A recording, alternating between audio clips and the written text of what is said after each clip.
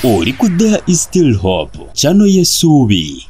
Ku mukuto gwa Desop tubagala nnyo gye musinzira okubanga ate mutulabira wali e Uganda nawe ali emitala w'amayanja weebale kama tukwebaza kubanga oli mulungi tukuwa ekitiibwa n'amatendo omwoyo mutukuvu jangu tulungamye mu Kristo Yesu mwana wa Katonda omulamu. Amina.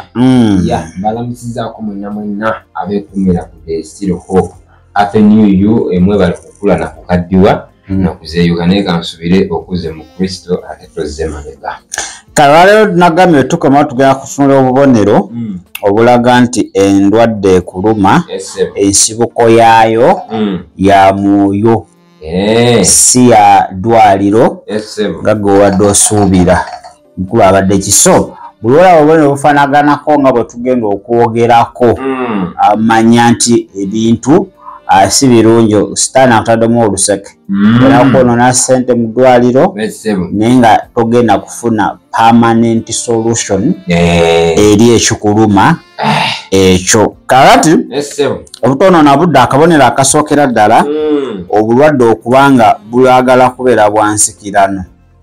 Obwensikirano omuzungu kyayita chronico bwansikirano ate ng'obulwadde obwo ogenda mu ddwaliro abasawo balemererwa okuzuula ensibuko ekituufu kyennyini kisibukawa ye kyeki okitegedde. Bantu bangi bali mu that category n'abaga agendako wano n'agenda genda Nairobi n'agenda komawo Uganda genda e Rwanda komawo Uganda kirabika kyekino kati badda mu gesuwaka kati miraka agakino miraka agakiri miraka naye ogenda kukinoonyeza nti ate jjajjaawo yali jjajjaawo ayo yalangaga omwana endwala gyalwalamu ne taata we yalwalako waato n'afa ati neyazaala kitaawe naye baatugamba bwatyo naye era banoonya ekimuluma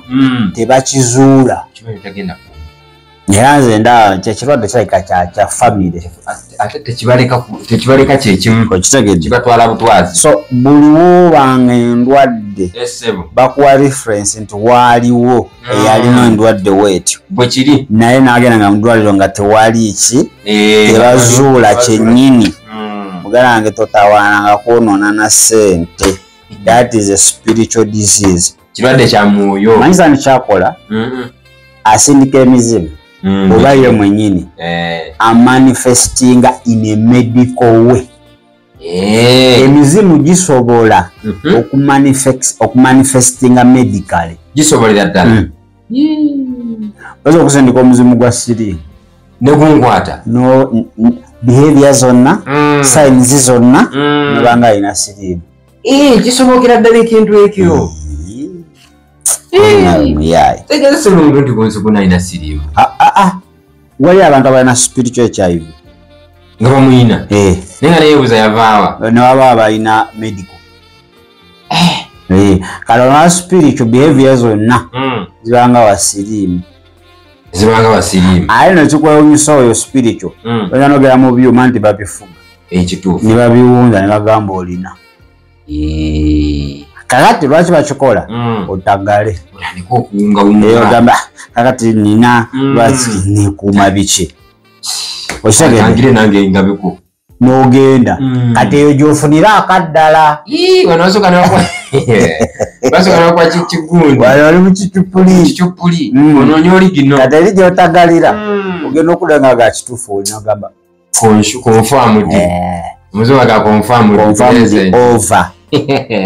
Kandi lwaki akola ekyo nti ayongere okubanga this will make you give up in life. Kino kikuleetera okuwandika mu bulamu and cause worry, stroke, confusion. Nekikuleetera okweraliikirira n'okutabulwa. Bulogera mu ddwaliro nga bakebera tebazuula kikuluma kyokka gwe n'obulwadde bwongera kuluma bwongera kusaasanya ssente bwe kiri kikuleetera okubanga owanika kanfe oba nfa kitegeeza sisuubira kuwona.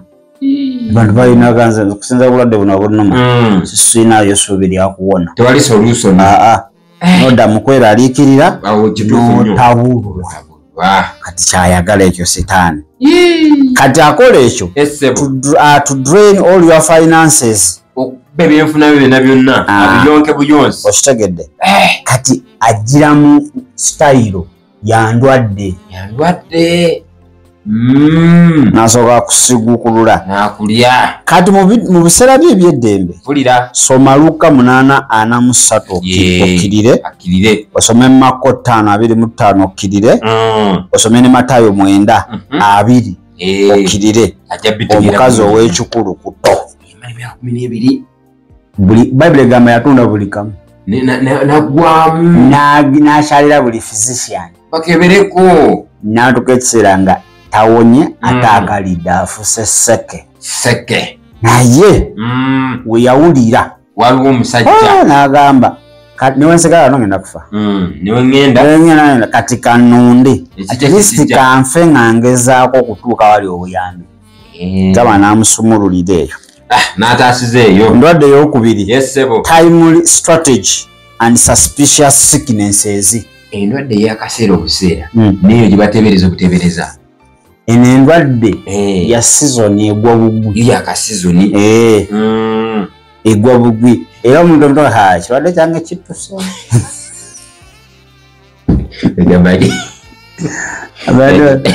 ebirwadde babifuula bitundu ku bulamu bwabwe ekirwadde kyange kittuse manyi endwadde yange eno endwadde yakika ya famire kasatuuka olwokubiri mu wiiki kakati eno timely omanyi ekigambo strategic mu Luganda well positioned yes kati eno endwadde emanyi okubala ebiro etayiminga akaseera ekisookera ddala endwadde eyo etera okujja nga waliwo important event mu bulamu bwo nga wagenda kubeerawo ekintu ekyamakulu kyogenda okukwatako okugeza waliwo breakthrough ejja ogenda kubotola okitegedde nejja neyingirawo olina business meeting gyolina ogendamu bwekiri eyo business meeting kaso gibeeramu ogenda kukutula ddiiru ogenda okukyusa famire yo olwala nke ekiro obeera bubi nnyo wuuyo ali bubi wuuyo wujja wuuyo ambulance kitanda ICU iramula olweggulo nga meeting ziwedde contract bagiwadde omulala dokita nagala nawe kimanyi oli bulungi tolina tugeza olaba kisabika onamu ebadde stress olowooza nyona ebikusondowa nti nedda akakati ddayo waka dayako omulemu gundi bagabye contract twakulinze nga tolabika oba olina interview n'olwala ekiro oba omuntu gwogenda osisinkana ng'omuntu ayo amazima divine connection n'olwala ekiro obaako ekintu kyogenda okukola ekyamakulu ekirwadde nekijja before nekikulemesa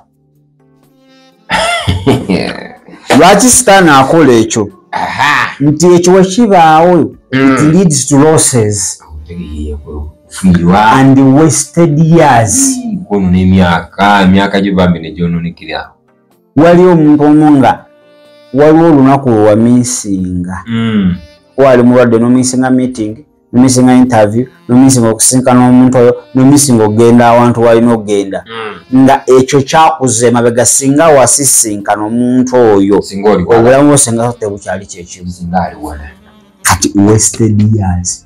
Many people are living wasted years. Bali universities. Wasoma Yobo 2:7. Sitaani yali akyagadde kituufu. Ayagala kwestinga bulamu bwa Yobo. Kumuleetera losses. Namukuba ogulwadde Bible ekugamba nga ye yaguza lujjo nga alina amayute. Ejute nga lyakadde ago tegali medical niwe yaligenze mu ddwaliro tegandi wonye balidde zonna okutekako amazzi eri yali spiritual disease kiri kyali kya mwoyo kirwadde nga kya mwoyo okitegedde endwadde namba 3 namba 3 kye tuyita persistent bad dreams ebirooto ebibi biremerako eyo ndwadde nyini netubiroota okubanga bitulagirira n'okutulabula kati kiyinzika okuba mu ngeri bwe ate kati olaba gwe tobifaako naye olizuula nti ebirooto ebibi ndwadde etta ojja kuwaayo ojja kusangayo ebirowoozo nja kusangayo ebirowoozo etya awo njala okunnyonnyola awo wali pointi ebirooto ebyo mpuliriza oba okwolesebwa okwo CCTV kamerayo CCTV kamera bakulaga ekiri mu nsi ey'omwoyo kamera eba kamera yange bakulagako nti olaba apanga kino mukama agamba kino mukama agamba kola kino kino kireke eyo sisi buli wobanga olina bizinesi ogenda gula bizinesi azino kyebasooka okwadvisinga teekawo CCTV kamera esobola okulaba okitegedde nkitegera bulungi kakati pulira ebirooto bino buli we baziyiza CCTV kamera otyo togenda kumanya bigenda kubaawo oba binaatuutuukako watasobola kulaba tosobola omulabe nti ajja kyo kituufu omuli omuwuyo asooba ayise wano mu bizinensi ayise mu baana aba akubulookinze kakati era bangi baloota nga balya babaliisa ebintu ku mpaka babasala omudagala emisoza gibagoba kati sisiti kamera ebeekulaze diirwe eriwo mu nsi ey'omwoyo kale omuntu amalolota ekintu ekyo akeera ku makya ekubyamu olusujjasujja ekubyamu olusujjasujja sewulira bulungi banaye mugende mungulireyo okwo amakerenda mireko olumala bintu byafudde kale era gabane nalose ekirooto nakuva nalose ekirooto ekyo sewulira bulungi byakyuseemu mpa omusujjasujja mpa ebintu bintambula binsalaasala eri ekirwadde ekibeera activated nga bakikolezeza kati emizimu giba giri ku manifestinga in the form of a sickness kati mu ngeri y'obulwadde naye nga giba mizimu gyenyini egiwedde ki egiwedde emirimu so olina okubeera omuki omwegendereza Matayo 13:24 bajasoma nti ono yasimba eŋŋaano ye omusimbi naye ekiro nabavaayo omubi nasigamu eŋŋaano enfu kati byebirooto nti mu nsi eyo mwe basobola okusigamu ekintu ekisobola okusigamu ekirwadde n'okitegeera bulungi kati wano kamera zikulaga nti olwo ekirwadde balese kinamubakusiize ekirwadde kino kigenda kumalawo mu nnaku 3 nga gwe tobifaako ozuukukawo oti ng'ekirwadde kitandikirawo ku manifestinga kitandikirawo mishoni kukutta niyo okukyogera ekintu kino kituufu wali yaŋŋamba nti yaloota omufu n'omulamu nga bali ku buliri naye okimanyi enkera wano bayawukanirawo nebbaawo immediate okitegedde bintu byali serious nsi ey'omwoyo omufu n'omulamu tewali ki nkolagana kati kyalina otuukirira anti mbu omufu yali agoba bbaawe toseka muganda wange yantu alina ebirooto muganda kale kalugende ku kirwadde namba 4 ekirwadde kye bayita isolation and embarrassment sicknesses embarrassment konja kuddayo obuzinzi okenketegereze ekirwadde ekikuleetera okweyawula oba n'okusosolebwa n'okuswazibwa embarrassment onswaziza nnyo badde manyi kibayiwa ashemuddimi bye bimu oluzungu ndowooza luno lulwammwe kati lulwa ashemuddimi lwaffe ompisizaamu nnyo amaaso aba akuyisizaamu amaaso omulowalinzi omutadde ddawuni kakati bino ebirwadde bye bayita isolation and embarrassment bikola bitya bikwawula mu bantu nti oba oyagadde to appear before people bigenda kukuswaza ate bikuswaza butwazi ntibagenda kwenyinyala nga bad smell okuvamu akaswa akabi kikwawula mu bantu n'obeera wekka otya n'ogenda mu banno n'oba akava mu baafu okunaaba kawunya ojula kusula mu jiiki kibakyali nti tewali mwana naye kanzi gye waliwo gwe mbadde ngenda olaba kanzi gye olaba nga osegaddewo wekka n'abafumbo obufumbo bufudde bufi ekyo kizimu kimanifesting omusajja buli wajja gy'oli ng'owunyanga ekyenyanja omusajja aga omukazi wange alina ekiswa ekimuvamu taba nakyo giri emizimu gye giba gitaddeko simeero eyo zezibazikulyeko kisimeero era waba taliwo kuba giba girina tageti y'omuntu bwekiri waba taliwo tobaako nakaso wadda negiwako epeesa nti waba kukyama akasu katandikira eri ku luguudo nti atuuse aba ng'atandika ssulayo tadda kakati ezo endwadde gyeziri nno munnange nga zikwembalasinga tezikuganyako obecominga stressed abamu bayinza n'okwetuga ekirwadde ng'alaba naye manyi omuntu yali shosho omuntu bambi kati alaba kandi okubanga oli wekka kiba kibi nnyo kati ngaoyo omukazi w'ekikulukuto saa zino olwala ekikulukuto olabe bakwawula kati nga covid nayo yali agwa wano isolation and embarrassment vano nga bamanyire covid yali yakajja nga neoba okolodde bibyo bantu bateekako ebiseera wano ku Nairo muzajja yali alina ayagakrosinga nti nga abasirikale bagaana agaba naye famire yange mundeke ngende mu famire yange nti neddaddayo gy'ova n'agwa alanekokolola alanekosamba n'abajaasi teri yasigala emisinde webadduka nayesitukira n'agenda kiye kirwadde nga ne pulezidenti bakitya oyagala okudduka ye nayesitukira n'agenda tali ku basiru mumugala nogenda atona yamuwa obwongo wanalemerako mugenda mukwata kikyo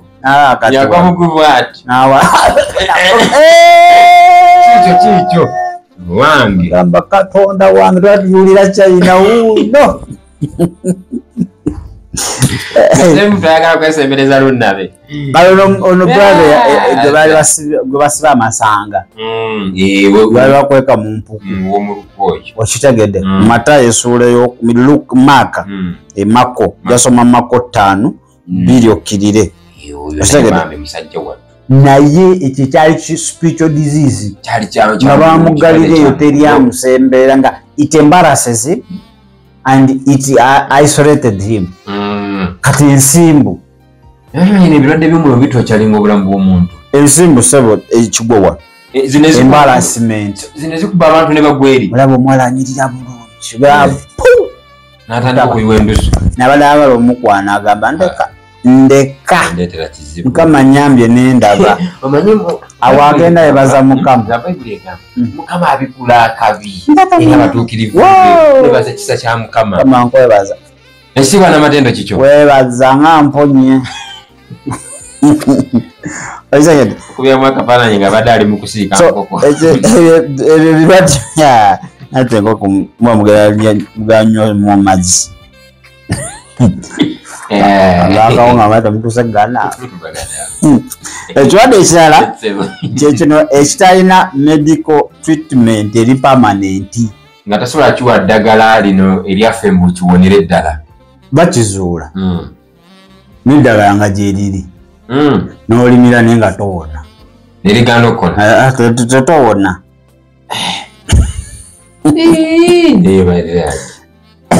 bwetawulirangako ndinagenze ne bampima kino ne bampa n'eddagala ndi mu mwaka bakanya kugamba twala doozi endala osobole okugira twala doozi endala aye gyoka omulimira eddagala lituuka mulikola butwa kweganda kyeyongerako bw'oba n'ekirwadde nga bapimye bazudde kyennyini n'eddagala gye liri naye nga omira tewali muganda wange ogenda natunda ndawe ge mazima genda ku maki ku maviivi ekirwadde ekirala ekirwadde nti obeera mu ddwaliro obeera fine olunasaba bagamba improved ng'oli mu ddwaliro addeyo ewaka nga kituka otuuka ewaka kinene osulawo lumu nti agenda nebakuzaayo Adwaliro ne lifuuka waka. Ojira kupangisa okwo ku ddwaliro. Ayi bate baagala future anti babagizisa ate ku kitanda ogenda kolerako ki. Eyali badde nonolako byoyiya bakusibira eyo. Kituufu. Ebyo ebirwadde biri spiritual wabaawo obuzibu. Lwaki obeera mu ddwaliro orespondinga bulungi n'owona? Wetukuze waka n'otabuka. Mitawaana myereere. Eyo ensibuko eyinza okuba nga eri waka awo wennyini. Kyandibanga kisobokera ddala. Njagede. Era katifu. Ekirwadde ekirala. Ekirwadde nga wemugenda mu kusaba kuba tuyinza okujagala Brother Jamiru. Omutukunuma mize eddagala. Naye tusabe konze ku kyoto kino. Tusabe ne tusaba n'ovaawo ng'owonye. Naye nzize wano. Mize buli kika kya mpeke. Naye ndi bulungi. Kwegamba sina na kinuma. Ebirwadde ebitarespondinga ku medical treatment wabula birespondinga ku prayers. Kukusaba. Ng'olina kusaba. Bwewoyagayamu nga kidda. Kati eyo ebeera spiritual disease. Naye olina okuyingira mu kusaba. Era wali abantu abatambulira ku mpeke. Gye bali ng'atambula n'empeke ze. Era n'asuulayo. Ekirwadde kyange kyagala kuttuka. Kittuse. N'ateekayo. That is not a medical disease. Medical disease bakuwa treatment ne responding. Mangu nnyo. Naye gino emizimu gisobola okwekweka mu medical disease. Gibeera omwo. Nti ojaga medical disease neggwawo. Newasigala mizimu egyefudde medical disease. Olina kuba mukuba ekyo. Atanajjambiya kirabika. Okitegedde? Salaasala. Kakati obwo bubonero. Obubonero obwo mbulabye. N'endwadde ezimu tolina okwegendereza. Oleme kwonoona budde na ssente. Kitegedde? Kati lwaki tewetwalira omulokozi? Asooka yetwalira Kristo. Bajja kuwa amakenda galemererwe. Twala Kristo. Nze mbakukwasizza. Mu kitabo ekyokuva Mukama Katonda agamba nti yenze Mukama Katonda abawonya. Mukama Katonda yekka yasobola okuwunya ekyo ekirwadde ekikuyiribya. Bangi muri eyo muli malwaliro ovaayo nkya lwa mukaaga n'oddayo lwakutaano n'okomawo. Wetwalire Kristo. Era omale banga togenze mu ddwaliro omusawo yagamba ng'obuzi. Tokyalabika kiki okyusaamu eddwaliro tusako akasente. Wama bakweresira. Wafuuka daily customer. Wali wala didipo kati didiki. Daily customer. Eba ba DDC. Daily disease customer. Ba daily disease customer. Eba DIC. DIC. Ato ya. Daily ignorant customer.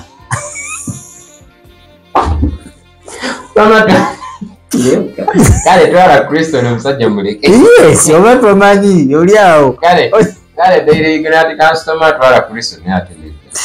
Ande ove mu bwa daily ignorant customer. Adde mu daily knowledge ki? Freedom. Odde mu daily authorized child of God. Eri ovuddeyo oyingire eno. Kituufu nnyo buli muntu kyeyeetaaga. Kusibya mu ddwaliro nga gwe bakusibya mu ddwaliro nga Panado nanti tava mu ddwaliro. Oyo n'abajja balowooza nti gwe supervise. Abamaloza yennyini ddwaliro eryo. Buli muntu ajja bagwa obubeera awo. Ate kasaba kakutana n'obeerako ne busaate ttu n'akapeeri. Uganda wa. Anti omuba mujjudde ebika by'amakere. Abajjazze tukola gundi registration. Gundi yamukoleze. Tibulagwa. Zirawe nalokokera. Bana buli saawa kanula. Wali DIC. Super DIC. Daily ignorant customer. Ate kati wali daily bottle customer. Anti wali wa chupa. Chupa mu luzungu ze bottle. Bali aziri muganda wa. Kyekyo. Kale gamba ayi Yesu. Kwebaza. Kubanga akyali mulamu. Wekitiibwa n'amateeka. Nkwebaza ekigambo kyo biwulidde byonna bikwatagana ku bulamu bw'omwoyo n'ebyomubiri. Okkiriza omulokozi wange otwale fuge obulamu bwange obw'omwoyo ate n'obw'omubiri okuyita mu Kristo Yesu. Amiina era amiina ddala. Kakati k'ofunye oyo ye musirikale agenda okufulumiza emizimu egyefuula endwadde. Togenda kusigala kekimu. Kale katuwumulemu ku katono. Bwe tujja tugenda kudda n'ekitundu kyaffe ekyokuna eky'olunaku olwaleero tubatwala Kantindiggwa. Leero bwakeddemu. This is a new you. A new you. You must be new you. I'm understood. Okitegedde ekintu ekyo. Understand. Kakati tugenda wamukuye. Tudze wamukuye. Pasita. Onaasabula. Takuba. Anakugamba mugunzi. Onaasabula. Jimanyi ne Uganda yonna asobola oggikwa abasumba ba Uganda bonna abeemalira omwo. One man is army. One man is army. Undefeatable. Kale budakiikemu katujje. Ekyo kye kibadde ekigambo ky'olunaku lwaleero ku channel yaffe eyadda ya Is Still Hope. Okusabirwa okumanya ebisingawo n'okuwanirira omulimu gwa Mukama osobola okuyita ku namba zaffe okuli eya 0752 34 14 47 oba ku 0761 08 83 15. Osobola n'okutufuna ku email tishtv74@gmail.com.